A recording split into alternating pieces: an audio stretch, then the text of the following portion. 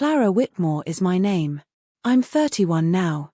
I'm a software engineer, the creator of a small business, and the type of guy that arrives early and stays late. However, my parents dropped me out on the porch of a horse ranch in western Montana when I was 9 years old, along with a plastic suitcase. Walter Whitmore, my grandfather, saw their car go off along a gravel road from the doorway. He didn't provide a wave. They didn't either.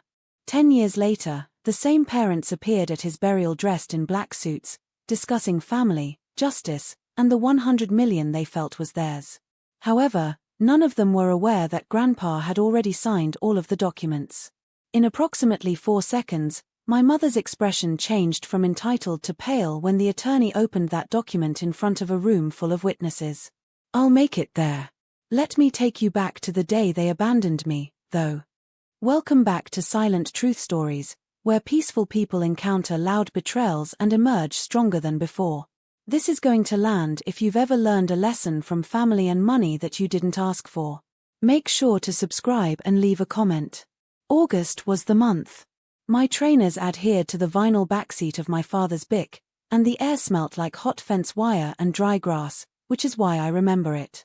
Nobody had spoken to me since the Missoula petrol station, although we had been traveling from Seattle for 6 hours.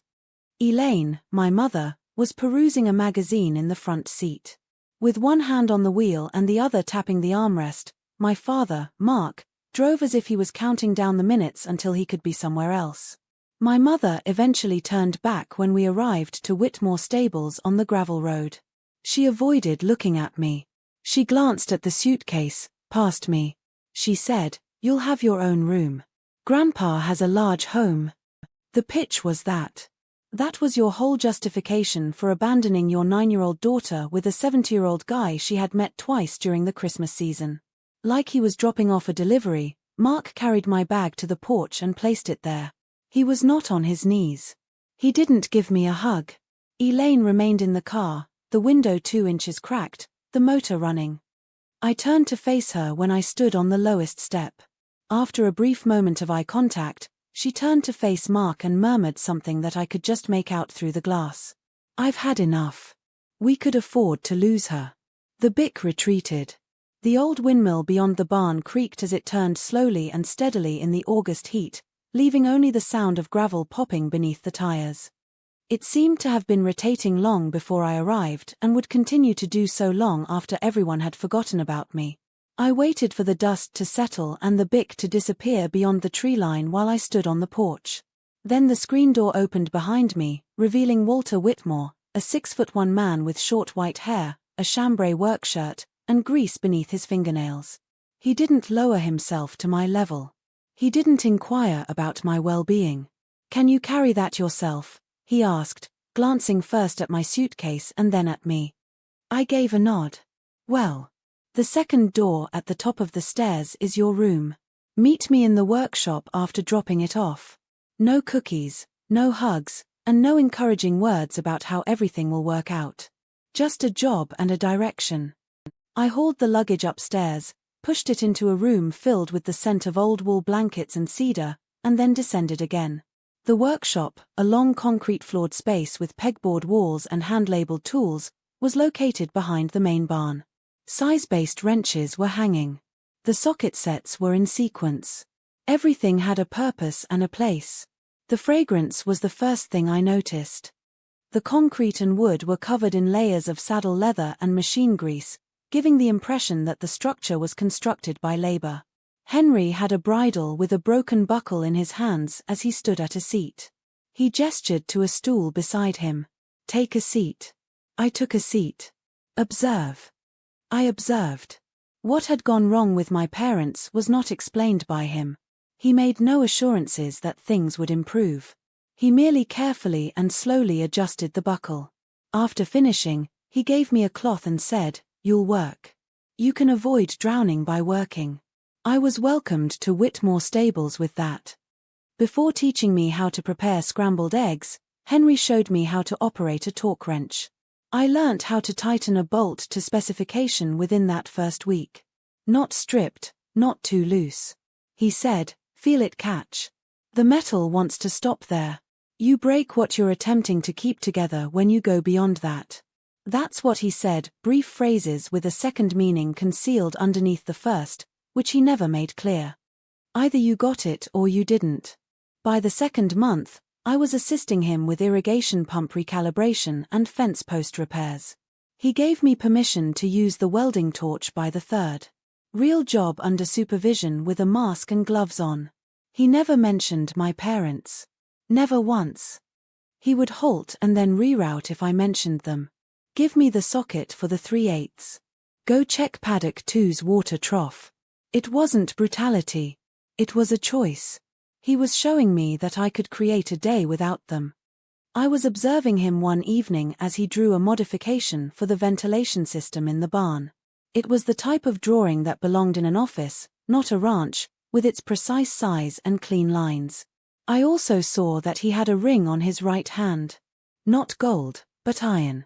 Something is carved into the inner surface of a thick ring that is smooth on the outside. I was unable to read it. What is that ring? I inquired. He regarded it as though he had forgotten it existed. My dad's. What is it used for? He spun it around his finger once. Maintaining a commitment. He then resumed drawing after picking up his pencil. Clara, you don't inherit anything. You are entitled to retain it. I didn't get what he was saying. Yes, I would. Years later, I realized how valuable my grandfather was. He seemed to me to be a man who fixed things and went to bed by 9 o'clock. However, before retiring to the ranch, Walter Whitmore worked for 32 years as a mechanical engineer. He was the owner of 14 patents on irrigation valve systems utilized by farms in the Mountain West region. He never discussed money, even if the royalties alone were significant. He operated a Ford vehicle that was 20 years old. He purchased his clothing at the local feed store.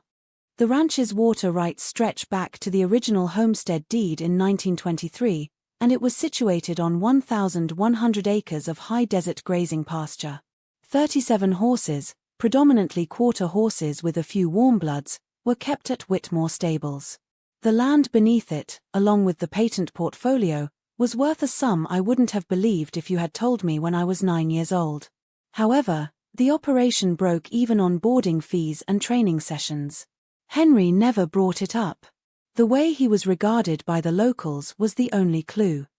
There was a calm regard that went beyond neighborliness, but it wasn't quite deference. He was referred to as Mr. Whitmore by the proprietor of the hardware store. The same day, he received a call back from the Mr. Dawson. When a horse needed to be examined on the weekends, the vet drove out. I assumed that was the way little communities operated. When one man had been quietly holding the economic floor for 20 years, I had no idea that was how small communities operated. The individual with 100 million in land and intellectual property was the one who ate canned soup for dinner 3 evenings a week. And those who abandoned me at his door were aware of it all along. The years went by in seasons rather than semesters, just like they do on a working ranch. At 12, I learned how to shoe a horse, and at 13, I rebuilt the west fence line. The windmill behind the barn, whose creak had been my final sound on the day my parents departed, was disassembled by Henry and me when I was 14. We restored it from the base plate up, adding new blades, bearings, and a rebalanced rotor. Henry demonstrated for me how to test the pump action at various RPMs, compute wind load, and account for metal fatigue in the shaft housing. We needed 3 weekends to complete it. That squeak vanished and was replaced by a steady, smooth hum when we were done and the blades caught the first gust. As I listened to it, I experienced an emotion for which I was at a loss for words. Henry did. That's the sound of something operating as it should. I spent my evenings in the workshop. I was learning how to solder circuit boards and read engineering schematics while other children my age were on their phones. The scent of machine grease and saddle leather in that room turned into a familiar scent. Not the house. The workshop. Henry was most himself there, and I was most myself there as well. I learned how to draft from him. He used a used laptop to teach me how to code. I learned from him that frustration is simply a clue that you haven't yet discovered the ideal viewpoint. Furthermore, he never once stated, I'm doing this because your parents left. He simply turned up each day. They worked next to me until the issue was resolved, wearing the same ring, shirt, and steady hands. No resilience-related speeches. No motivational sayings. Just job done correctly and collaboratively. Perhaps 4 times a year, my parents would call. Sometimes it was Christmas, and if they remembered, it was my birthday. There was a pattern to the calls. Elaine would inquire about Henry's ranch operations, the status of the insurance, and the control of the property taxes. I was never asked what grade I was in by her. After 30 seconds on the queue, Mark would ask, "Are you being good for your grandpa?" It's the type of query that doesn't require a response. My 15th birthday came next. The previous week, Elaine had promised over the phone that she and Mark would take a weekend road trip. "We'll also bring Ethan," she added. "He's interested in seeing the horses." They retained my older brother, Ethan, who was 3 years older than me. Since I was 9 years old, I had not seen him. The guest room was cleaned by me. Without saying anything, Henry purchased the most cake he had ever purchased for any occasion from the local bakery. The day arrived. The dirt road is empty of cars. There was no live call until 6 o'clock in the evening, when Elaine left a voicemail stating that Mark's business conference had gone on for a long time and they would try again next month. For the following month, they didn't try. I watched the sun set behind the barn while sitting on the porch with a piece of cake that I didn't eat. Henry emerged, stood beside me, and remained silent for a considerable amount of time. Then I heard him on the phone inside, and I had never heard such a sharp edge in his voice. "Avoid making unfulfilled promises to that girl. Don't call here, do it again." He ended the call. I never heard him mention anything more about my parents than that.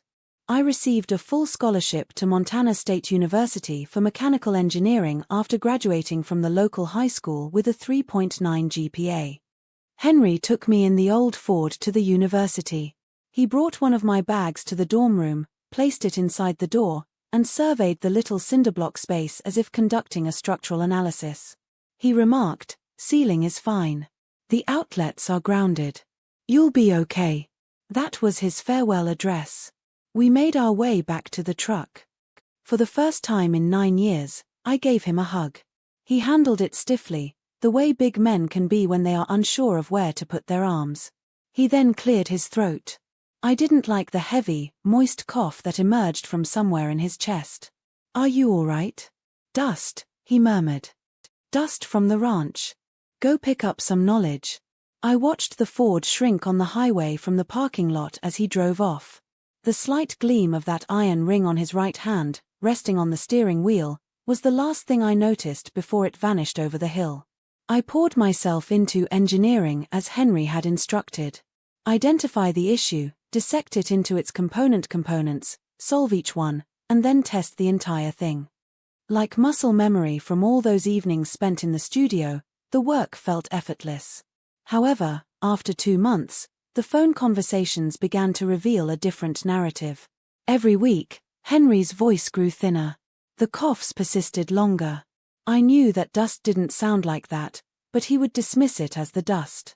I was making calls every 3 days by October. I stopped acting like it was normal by November. He wasn't going to let me know that anything wasn't right until it was too late. For months into my first year, I returned home for Christmas break and knew right away. The ranch was moving, although at a slower pace. Baling wire was used to keep gates closed that Henry would have mended in a day. Instead of fixing the flashing on the barn roof, he covered a recent leak with a top. Additionally, Henry had lost 20 pounds that he didn't need. He was 78 years old. The cough, a low rolling thing that bent him at the waist when it struck hard, had taken up permanent residence in his chest. I didn't get his consent. I started making up for neglected upkeep after moving back into my former room. I rewired the workshop lights that had been flickering for months, rehung the south gate, and changed the barn flashing. We used to work side by side, but now I was the one keeping the wrench firmly as he pointed, and every time I corrected something, I felt the old rhythm return. On time, my competent weakness became apparent. I took care of everything on my own. I didn't ask a ranch hand for assistance. I did not employ a nurse on a part-time basis. I didn't call a friend, a professor, or anybody else since, as a 9-year-old, I had learned that the people who were meant to assist you would disappear, so you had to manage things on your own. Henry saw. He remarked one morning from his porch rocker, "You don't have to fix everything in 1 week." I remarked, "I'm not fixing everything. What's broken, I'm fixing." He glanced at me while sipping his coffee. "I said the same thing when I was your age. Didn't improve my situation at all. I am aware that some of you are already considering someone who raised you without having to. Keep it in mind. If you think this narrative is near, tell us one thing. Who? And don't forget to subscribe, as the portion that altered everything is still to come." At September, Henry was spending much of his time in the recliner at the window of the living room, where he could view the line of mountains to the east, the fields, and the barn. He remained astute. Sharp enough to listen to the arc from across the room and adjust my welding technique. However, his body had had enough. I gave him some soup one evening and sat on the floor by his chair, just like I used to do on the workshop stool. "Grandpa, we must discuss the ranch." "No, we don't. If something goes wrong with you, it's taken care of." Like everything he said, it was definite and flat, like a bolt that had been torqued to perfection. "There's a woman named Evelyn Price, attorney in Missoula," he said. "She will get in touch with you when the time comes. She has everything you require." What does that signify? It implies that you need not be concerned about it. That isn't a response. It's the response you're receiving. He reached over and gave my chair's arm a pat. Henry's take on an extended hug. "Clara, I set it up years ago. You'll observe how it functions. Just have faith in the documentation." I felt like pushing. I needed specifics, records, and an auditable strategy. My brain functioned similarly to the engineering brain he had created. However, I could tell from the tone of his voice that this was one system he had already tested, and it was my responsibility to let it operate. I dropped it as a result. I let it be enough while I sat in silence and listened to the irrigation system's pump spinning on and off. At the time, I had no idea what it was. It would take months for me to find out. However, Walter Whitmore had dedicated his entire life to creating durable structures, and this would be no exception. Henry told me about the ring on a Thursday night in October. The workshop was where we were. I had brought in an old wooden chair for him to sit on while I completed rewiring the breaker panel. As always, the air was heavy with the warm scent of machine oil and saddle leather, as if the place were breathing. Under the worklight, he raised his right hand and slowly rotated the ring. He remarked, "My father wore this ring for 41 years. In Helena, he worked as a machinist and constructed sawmill parts. He gave it to me after he retired and added, 'Keep what matters. Let the others go.'" The ring was not ornamental, it was made of iron. The type of metal used for a bearing sleeve is called functional metal. Decades of labor had worn the outside smooth. However, there was an inscription inside the band, written in tiny block letters. I leaned in. The date is March 14, 1962. 2 more words, Whitmore maintains. "What does that signify?" I inquired. Henry answered, "It means what it says. The Whitmores honor their commitments. They retain both what they create and the individuals that participate." He removed the ring off his finger and raised it between his thumb and fingers. It was thick and dull when it caught the light. "This goes to the person who earned it when the time comes." He replaced the ring. "Not the one who makes the request." Then he grabbed a pencil and began drawing on the pad next to him. Even at 78 with fluid-filled lungs, I was constantly drawing and designing. I saw the ring sparkle with each stroke as his hand moved across the paper. "You don't inherit anything. You are entitled to retain it." I was beginning to get what he was saying. 2 days before the first snowfall, on a Tuesday in November, Henry passed away. I heard the quiet when I was brewing coffee in the kitchen. Not a sound, but the lack of one. He no longer had the persistent cough that had accompanied him for months. He was in his recliner with his eyes closed and a composed expression when I entered the living room. He had one hand on his lap and the other on the chair's arm. The window was an inch open, and I could hear the windmill's slow, repetitive creak, the same squeak I had heard when I was 9 years old. Every significant moment on that ranch had been marked by the same creak. However, it sounded different now. It sounded like a door closing now.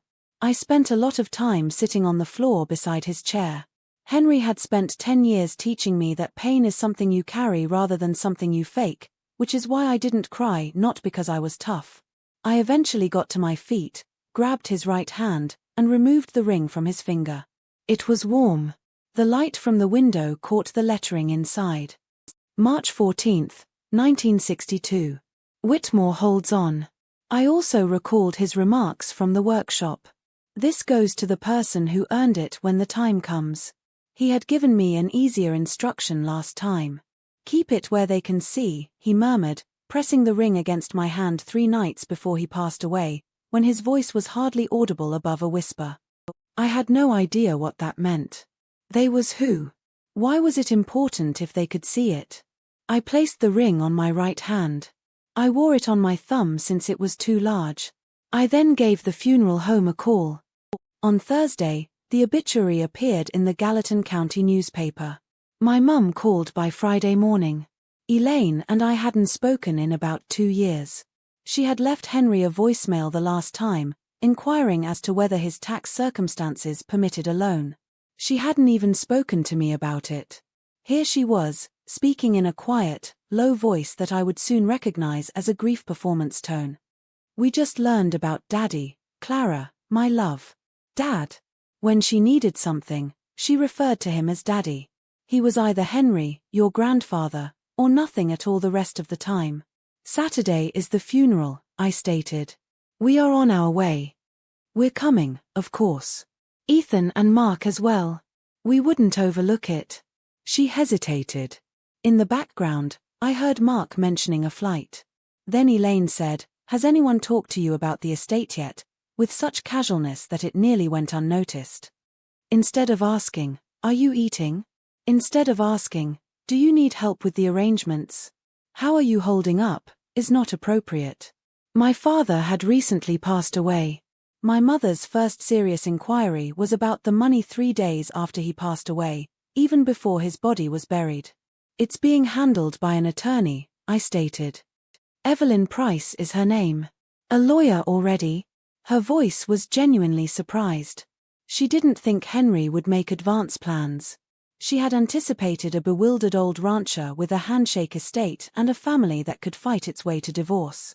She was mistaken about everything, although she was unaware of it at the time. "On Saturday, we'll be there," she declared. "As a family, we should all take a seat together, family." After being gone for 20 years, the word from her mouth tasted like rust. On Friday morning, Evelyn Price took a car to the ranch. Her gray-streaked hair was pushed back, and she appeared to be dressed for both a ranch visit and a legal office. She was in her mid-50s and had on a farm jacket over a blouse. She had a sealed envelope and a leather portfolio with her. We took a seat at the kitchen table. "I was retained by Henry 8 years ago," she stated. He approached this methodically. "Everything is in order." She opened the portfolio and demonstrated to me the fundamental structure, a trust, the specifics of which she stated would be legally recited in front of all pertinent parties following the funeral. She was still unable to provide details. She then set the envelope down on the table. Before the reading, he requested that I give you this. He was quite particular about the time. The white envelope was tape-sealed. Henry's blocky engineer handwriting was used to write my name on the front. I cracked it open. One sheet of lined paper, the kind he ripped from the yellow legal pads he used for sketching, was found inside. 3 phrases. "Remain composed. Allow them to speak." The documentation speaks for itself. That was all. The trust is not explained. No asset list. I have no guidance on how to deal with my parents. In only 3 lines, Henry told me the same thing that he had been telling me since I was 9 years old. "The task has already been completed. It's your responsibility to remain motionless." I folded the letter and placed it beside the ring in my jacket pocket. Evelyn kept a steady gaze on me. She said, He knew they'd come. He was prepared for it. I gave a nod. He did, of course. Walter Whitmore created durable structures. He had always done so. Elaine, Mark, and Ethan arrived at 10 on Saturday morning in a hired black SUV that appeared to cost more per day than Mark used to make in a week. As they arrived at the gravel road, I saw from the kitchen window. Elaine emerged first, wearing a black dress, sunglasses, and heels that were completely inappropriate for a ranch. Mark trailed behind in an ill-fitting dark suit. He had either purchased it at a discount or lost weight. Ethan came next. At 22, my brother was tall, sandy-haired, wearing a pea coat, and had the look of someone who had been informed that this trip would be brief and beneficial. Since I was 9 years old, I had not seen him. He resembled Elaine around the eyes and Mark around the jaw. He appeared unfamiliar. They didn't arrive at the door first. They strolled around the grounds. Elaine gestured toward the equipment shed, the pastures, and the barn. I could see that Mark was tapping, taking notes, calculating, or doing both with his phone out. Ethan stood at the paddock fence and observed the horses in the same manner as a prospective buyer of a used automobile. Like buyers at an open house, they strolled around the perimeter. Before they knocked on my grandfather's front door, they spent 20 minutes evaluating his life. Elaine grabbed me into an embrace as soon as I opened it. I didn't give it back. "Oh, look at you, sweetie." I heard Mark's phone buzzing over her shoulder. I saw the caller ID before he turned it off. Pacific Collections. Collector of debt. Mark Carter had not traveled to Montana in order to mourn. My grandfather's estate appeared to be a life raft, and he had come because he was drowning. Everybody had. They simply called it by different names. They didn't have to wait long. Elaine sat down across from me at the kitchen table that evening and folded her hands after the neighbor's casserole had been half consumed and the small conversation had run out. She was posing in a boardroom. While I was 7 years old, I witnessed it precisely once over a family meal while Mother and Henry were fighting over money. "We must discuss your grandfather's estate, Clara." "A formal reading is scheduled," I stated. "After the funeral." "I know that. But we should talk about expectations as a family. Once more, there it was. What are the expectations? Elaine glanced to Mark, who had his arms crossed and was leaning against the counter. This property, Mark remarked. Your grandfather's patents, the land, and the horses. We have conducted some research. It's substantial. How substantial? Even though I already knew the answer, I asked. Mark stated, north of 100 million.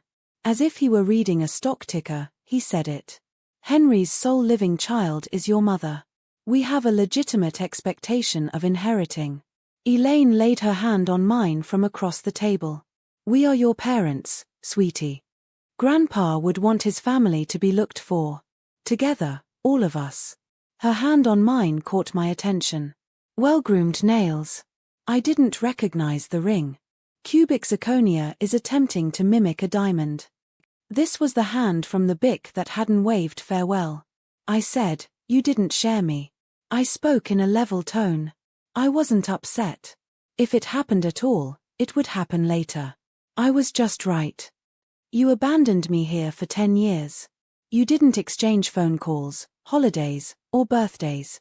What makes you want to share this? Elaine withdrew her hand. The room's temperature fell by 10 degrees. Mark clenched his jaw. No one responded. The following morning, I took a car to Missoula and sat in Evelyn Price's office across from her. I said, they're here. The estate is what they want. I anticipated that. On her desk, Evelyn opened a file. I am unable to talk to you about the specifics of the trust prior to the official reading. Henry made that very plain. Everyone hears it simultaneously. Could you tell me if it's solid? She peered at me through her spectacles. Your grandfather built this structure over the course of 8 years and with significant expenditures. He sought advice from 3 separate lawyers. When the trust was established and 18 months prior to his passing, he underwent 2 formal evaluations of his competency. Both assessments are recorded and observed. She hesitated. Your grandfather was an engineer, Clara. He didn't construct things that break. I answered, they'll contest it. They'll claim that I influenced him or that he was perplexed. They are free to say anything they want. There is a big difference between saying something and proving it in court. The file was closed by her. My recommendation? Keep quiet. Let the document handle it. Henry had written the exact same thing in his letter. The documentation speaks for itself. I desired more. I wanted to see the architecture, the mathematics, and the clauses of whatever Henry had built. I respected Evelyn's decision to hold the queue, though. Henry had a method like this. He created it, tested it, and entrusted it to an expert he trusted. It was my responsibility to let it flow. With the windows down and Henry's ring on my thumb, I drove back to the ranch while the cab was filled with the aroma of sage and juniper. Even though I had no idea what was in the trust, I could sleep on the fact that I knew the man who created it. That afternoon, Ethan discovered me in the workshop. The reason I was organizing Henry's tools was not because they needed to be organized, but rather because the scent of machine oil and saddle leather soothed me. With his hands in his pockets, he stood in the doorway and gazed at the workbench and the pegboard walls as if he were at a museum. Ethan remarked, "So this is where he spent all his time." I clarified, "This is where we spent all our time." He was silent for a while. Afterwards, "They informed me that you were the challenging one." I kept my eyes on the wrench set I was organizing. "Did they?" "Yes. Mom mentioned that you had behavioral problems. You needed structure, so Grandpa offered to take you." He hesitated. "However, this location doesn't appear to be a punishment." I put down a socket wrench and looked up at him. 22-year-old Ethan seems worn out up close. Not worn out from the road. Life is exhausting. The kind of exhaustion that comes from growing up in a home where the stories were constantly changing and the money was constantly on the verge of running out. For a brief moment, I noticed a doubtful expression on his face. For example, the woman standing in a workshop full with precise tools did not resemble the version of me he had been informed about for 13 years. It was the closest thing we will ever have to an honest moment. Then it went by. He straightened up and said, "Look. I simply want to confirm that the reading is equitable. Mom and Dad have been through a lot. Dad's company failed. The Seattle house was lost. They require this." "They require this," I said once more.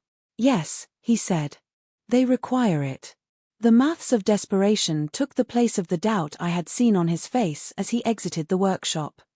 The town's community church, a white clapboard structure with a steeple that Henry had assisted in re-roofing 12 years prior, served as the venue for the funeral. The pews were packed. Ranch workers wearing crisp shirts and pants. The owner of the hardware business. The veterinarian who had visited homes on the weekends. The Mr. Dawson. The feed store woman. Because Walter Whitmore had been the type of man who spoke up for others and others remembered him, half the town had gathered. Like principals at a board meeting, Elaine and Mark were seated in the first row. With one hand clutching tissue and the other resting on Mark's arm, Elaine wore black silk and a studded face of sorrow, her lower lip quivering just enough to be seen. Mark had the expression of a man performing maths in his brain as he looked straight ahead. With his arms folded, Ethan sat at the end of the pew and looked at his phone beneath his thigh. Evelyn Price and two of Henry's oldest ranch hands, Roy and Mason, who were both in their 50s and had worked the land for more than 10 years, were seated across the aisle from me. The priest talked of Henry's devotion to the land, his calm faith, and his charity. He then let the floor open. Elaine got to her feet. With a tissue in hand, she made her way to the front of the church and gave a 3-minute eulogy about a father she hadn't seen in 15 years. She spoke about his soft knowledge. She discussed family ties that were unaffected by distance. She discussed the sacrifices she had made in order to be distant from him. From the corner of my eye, I saw the ranch laborers in the back row exchange glances. Roy murmured something to Mason as he bent forward. I didn't have to hear it. In that church, everyone was aware of who had been present and who had not. Following the ceremony, folks congregated for coffee and sandwiches in the church fellowship hall. Elaine was working in the room when I noticed her standing near the window. Moving from group to group, she leaned in close, touched arms, and lowered her voice. I was able to read the body language even though I couldn't hear the words. Something was being planted by her. 20 minutes later, the postmaster's wife, Mrs. Whitaker, came up to me with a cautious look and told me what it was. Your mother said that Henry's mental state wasn't entirely right toward the end, Clara, honey. She claimed that you were in charge of all of his money. I said, I wasn't managing his finances. He had a lawyer for that. Oh, she sounded like. Embarrassed, Mrs. Whitaker trailed off. At that moment, I realized what Elaine was doing. She was constructing a story. For the court of public opinion, not the courtroom just yet. An elderly man in confusion. Susceptible. Living alone on a property with a granddaughter who took care of everything. She would not use the word undue influence aloud, but she wanted people to believe it. There was enough irony to choke. After 20 years of abandoning her father, the woman was suddenly portraying herself as a caring daughter who was concerned about his cognitive impairment.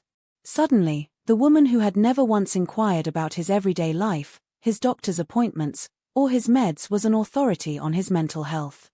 And the people she was telling this to, the people who had actually been here, who had seen Henry balance his own books, hone his own tools, and debate water rights issues at town council meetings up to 6 months prior to his death, didn't buy it. However, Elaine was unaware of that at the time. Most people would scream right here. I didn't. On paper, the silent ones win, as my grandfather taught me. You'll want to watch what the attorney did next if you've ever wished you had remained composed and allowed the truth to come to you. If you're Team Clara, leave a comment and subscribe so you can see the conclusion. In the parking lot of the church, Mark cornered me. He appeared to have been practicing a speech and had undone his tie. He declared, "We've hired legal counsel. Just to ensure transparency in the process." What procedure? The distribution of estates, reading any paper that your grandfather may have left behind.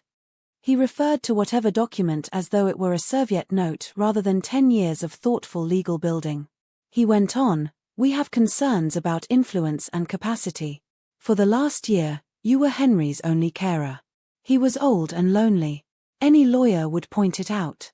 I gave him a look. Standing in a parking lot, my father, the man who had driven away without turning around after carrying my bag to the porch, was describing the man who had reared his daughter with terms like influence and capacity.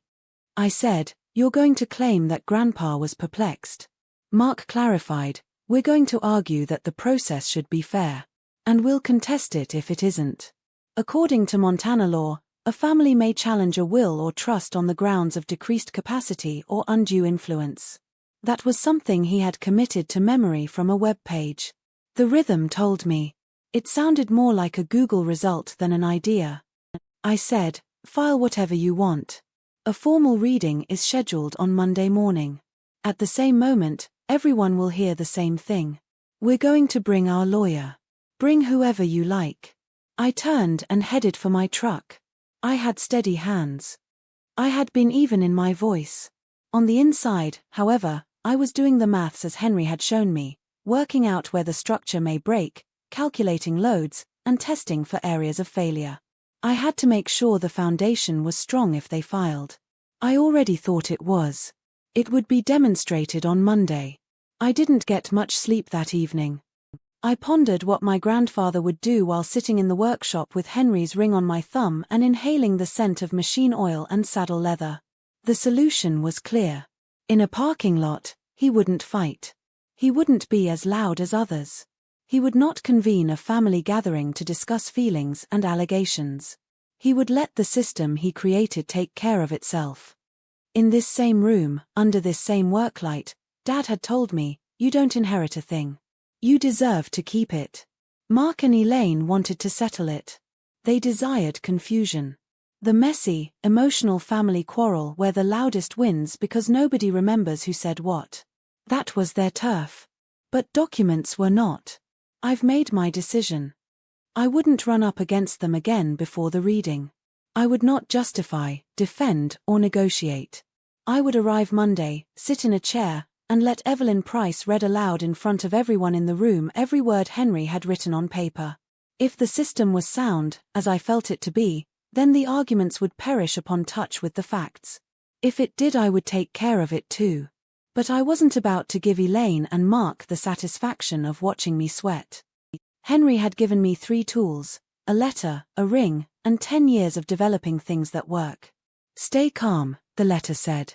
The ring read, hold what matters. And the 10 years said, trust the design even when the heavy load. I shut up the workshop, crossed the dark yard, past the windmill turning slow in the November wind, and went to bed. Monday was coming up. The evidence would be in the papers. Sunday night I sat on the porch with Henry's letter spread out on my knee. From handling, the paper was mushy already at the folds. Stay calm. Let them have their say. The documentation says it all. 3 sentences. The man had taken a whole estate plan and boiled it down to 3 phrases, since that's how engineers think. Cut to what does the heavy lifting. Get rid of the rest. My flesh made the ring warm on my thumb. I twisted it, and felt the inscription push against my finger. The 14th of March, 1962. Whitmore holds. I thought back to what Henry said the night he handed it up to me. Leave it where they can see. I'd worn it since he died, but I hadn't comprehended the instruction. Now I thought I did. It was not for show-off. It was about identification. About standing in a room and becoming the person who had been there, who had worked, who had stayed.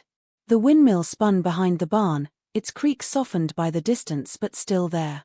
That rhythm I had known for 20 years. The heartbeat of a property I had helped put back together with my own hands.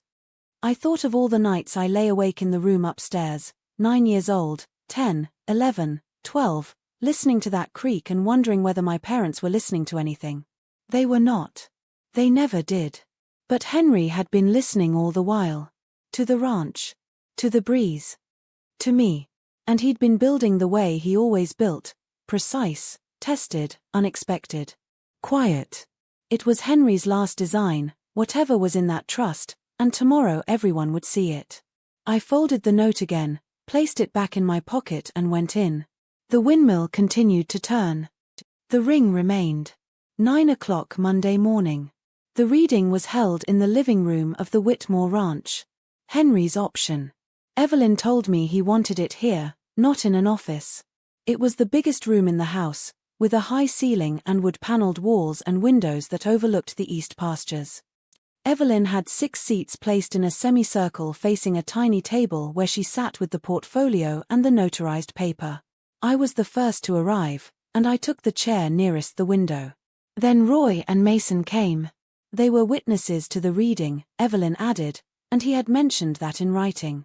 Next was Harold Benson, Henry's oldest buddy, a retired large animal vet, who'd known him for 40 years. He shook hands with me, and without a word, sat down. At 9:15 the front door opened. Elaine was in first, in a black suit, looking entitled to it with composure. Mark followed, rolling up his cuffs. Behind them was a man I didn't recognize. Mid-40s. Crisp suit. Leather bag. Their lawyer. Ethan was last, hands in pockets, looking like he'd rather be anywhere else. They snatched the rest of the chairs. The room was peaceful except for the ticking of the mantel clock and, if you listened carefully, the slight groan of the windmill outside. Evelyn looked around the room and saw that everyone was there. "Thanks for being here," she said. "This is the formal reading of the Walter Whitmore Revocable Living Trust, which became irrevocable under Montana law at the death of Mr. Whitmore. I shall quote the pertinent sections in their entirety. I'll ask that all questions be held until the end." Elaine's lawyer opened his briefcase and pulled out a legal pad. Mark leaned forward. Elaine folded her hands in her lap, the boardroom posture. Evelyn Price opened the document. Evelyn read slowly and distinctly, as if it had been written to be heard. The Walter Whitmore Revocable Living Trust, dated January 12, 2006 and amended July 2013, is herewith irrevocable upon the death of the settlor, and provides as follows. She began with the preamble, conventional text, formation under Montana revised statutes, trustee designations. Then she came to the distributes.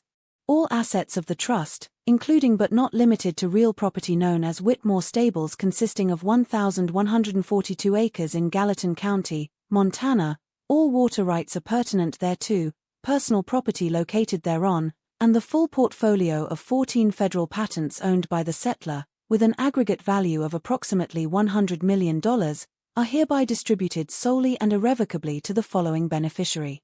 She stopped. The room was quiet. Clara May Whitmore. Every pair of eyes in the room landed on me. Elaine turned her head.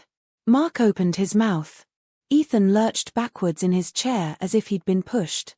The settler further directs that the following individuals are intentionally excluded from any distribution under this trust, and that this exclusion is not an oversight but a deliberate decision made with full knowledge and sound judgment, Evelyn continued.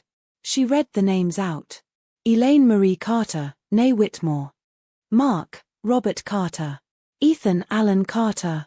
Then she read the reasons given, a phrase for each person, in the dry precise style of Henry's.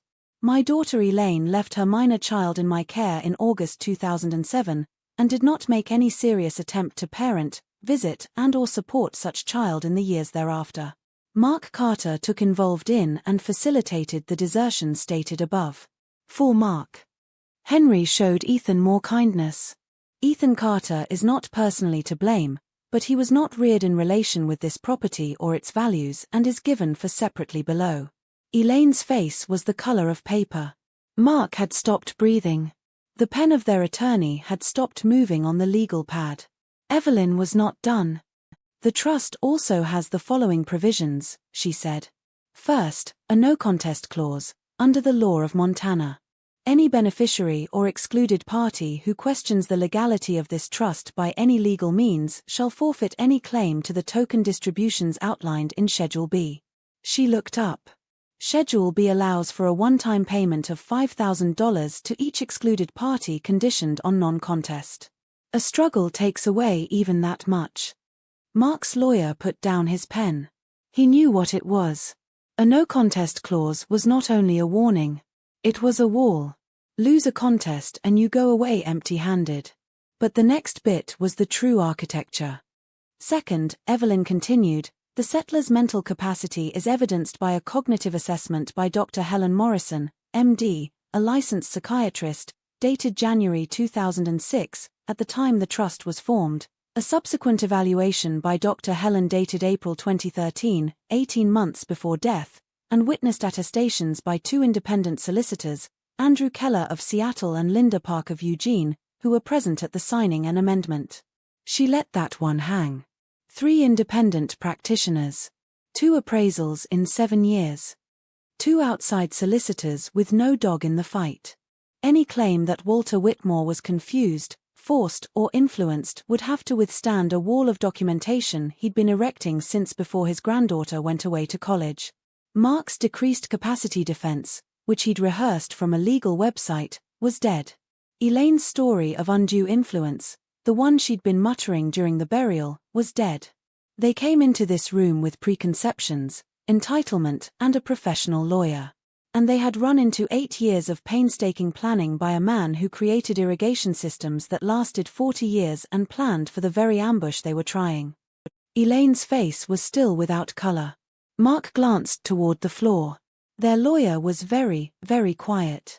There was silence for perhaps 8 seconds. Then Elaine got to her feet. The chair she sat in scraped across the hardwood floor, a sharp, ugly sound in the quiet room, and her calm burst open like a dam giving way. "This is nuts," she said. Her voice was faint, high-pitched. The tone of performance was gone. This was the true Elaine. He can't do that. He can't leave her all of it, $100 million. She pointed at me. She was a child when she came to here. Nobody she was. We had to let her go to him. You had a choice, Roy remarked from his chair. He stated it softly, the way ranch people say things that are not up for discussion. Elaine didn't listen. She turned to their lawyer. Make something happen. File something. Object. The lawyer was looking at her like a man who'd suddenly realized his retainer wasn't going to pay this. The paperwork, Mrs. Carter. It's extensive. In light of the evaluations and the witnesses' attestations, a challenge on the grounds of capacity would be virtually impossible to sustain. Then find something else, he said. Now she was shivering. Mark reached for her arm and she jerked. Ethan looked down at the table. And then it happened. The words that had been in Elaine's heart for 10 years. The truth she had ignored with silence and distance, and the occasional phone call concerning money. She looked at me, eyes tearful, jaw tight, and uttered it in front of everyone in that room. It was you we could afford to spare. The room was silent. Almost. But Roy shut his eyes. Mason stared down at the floor. Henry's oldest buddy, Harold Benson, shook his head slowly. Evelyn was still. And I sat in my chair by the window with Henry's ring on my thumb, feeling the weight of a sentence I'd first heard through a vehicle window when I was 9 years old, delivered again 10 years later in front of witnesses who would never forget it. I didn't get up. I did not yell. I sat in the chair Henry had set at the window of the house he'd built himself, and I glanced at my mother. I made my answer brief. Well, he already said no, in writing. The room breathed out. Evelyn nodded, a bit of a professional nod, and proceeded. There is one more personal provision that I am directed to read. She flipped to a page in the back of the document. To my granddaughter Clara, to whom I presented my father's ring on the night of November 11th, this ring, featuring the word Whitmore Holds and the date March 14th, 1962, is both a personal heirloom and a declaration of purpose. I gave it to Clara because she's the one who stayed, who worked and earned the right to wear this name. Let this ring on her hand be a testimony that wishes have been conveyed directly, personally, and without compulsion. I was in my right mind. I was not swayed. I was proud. Evelyn looked up. My right hand was solid on the arm of the chair, the ring in view. 14th of March, 1962. Whitmore Holds. That was the keep it where they can see thing. No display. A receipt. Proof of delivery, engineer style, recorded, witnessed, specified. Mark bowed his head. His lawyer was packing his attach case. Ethan hadn't moved, hadn't said a word. He was looking at the ring on my hand with an unreadable face. Perhaps anger. Perhaps shame. Maybe it was the creeping realization that the parents who had kept him had lied about everything. Elaine stood still beside her chair, tissue balled in her fist, the tears on her face no longer a performance. She'd spoken the quiet portion out loud. And the room had heard it.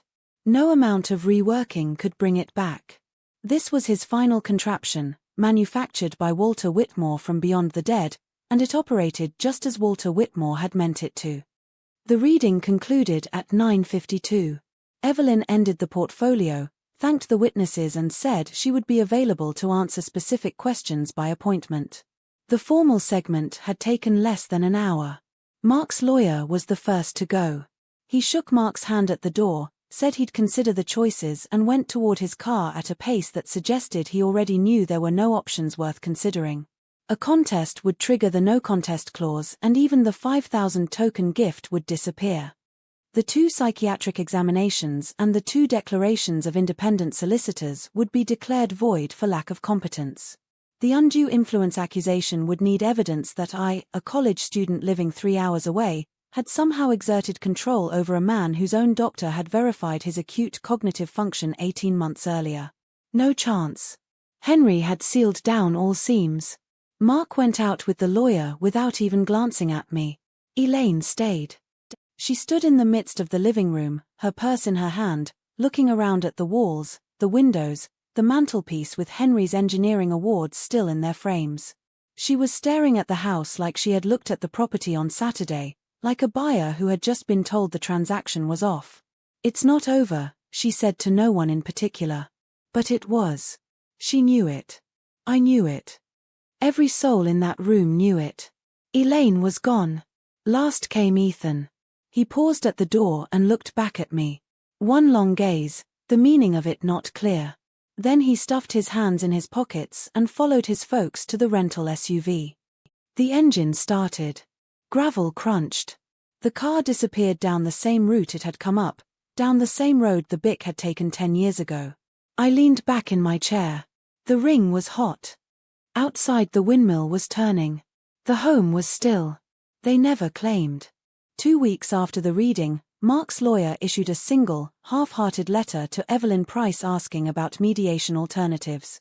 Evelyn answered with a 3-line description of the no contest clause, the capacity attestations, and a cordial offer to go through the courts if they wanted to. No answer ever came to the mail. The token payment of $5,000 was never taken for the stipulated term and reverted to the trust. I don't know what happened to Mark's debts. I don't know if Elaine ever told the truth to anyone she whispered to during the burial. I don't know what Ethan believed when he went back to Seattle. Whether he retained the story that his parents had told him or whether the version of me he had seen in that workshop had planted something that he couldn't shake off. He never phoned me. And none of them did. I have not sold the ranch. Henry hadn't asked me to, and even if he had, I wouldn't have. Whitmore Stables kept going. Roy and Mason stayed on, and I hired 2 more men and a part-time vet to take care of the increasing boarding operation. I earned my engineering degree online, started my company in the workshop where Henry taught me to solder, and submitted 3 more patents in the first 2 years. But what I'm most proud of isn't the firm. 18 months after the reading, I founded the Walter Whitmore Hope Foundation, Walter's Hope for short. It offers trade apprenticeships, housing help, and mentorship for youth aging out of the foster care system. The ranch runs a summer program every July, 8 youngsters, 6 weeks, working hands-on with horses, welding, and basic engineering. The same curriculum Henry provided me, except without the abandonment. The workshop still smells like saddle leather and machine oil. The windmill is still spinning. And every kid that enters through the door of that barn is told the same first thing I was told 22 years ago. Not a resilience speech. Not a self-esteem pamphlet. But a wrench, a stool, and a man's voice in my memory stating, "You'll work.